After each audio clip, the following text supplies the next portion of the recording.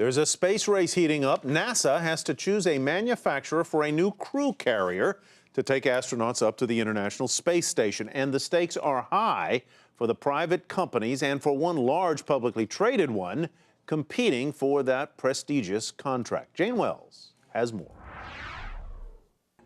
Hey, welcome to the spacecraft. Tony Castilleja wasn't even born when the space shuttle program began. We know we're making history again. Now he's part of the team at Boeing trying to build its replacement. So no welds. No welds. No welds. Has that ever been done before? Never been done before. Boeing is competing against SpaceX and Colorado-based Sierra Nevada to build a space taxi to the International Space Station, which will cost cheaper to fly than the $70 million a seat NASA is currently paying the Russians. NASA wants one ready to go by 2017. SpaceX has so far grabbed most of the headlines in the competition, offering up a capsule and rocket which Elon Musk basically created from the ground up.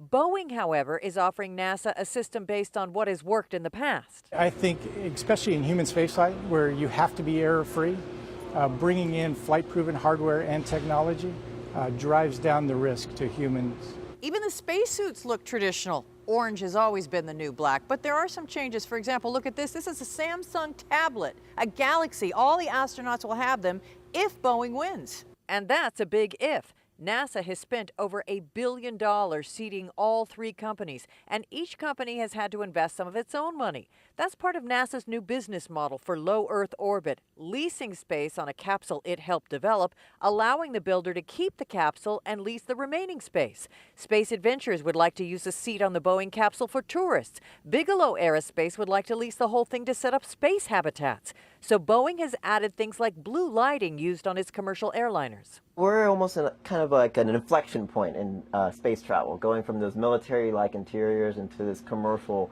airliner feel in spaceflight. NASA should announce a winner next month, but if Boeing loses, it's already reportedly bracing for layoffs. I think it would be difficult to close that business case without that backstop of NASA development funding. A sign that space has changed with budgets, and figuring out how to survive in this new era really is rocket science.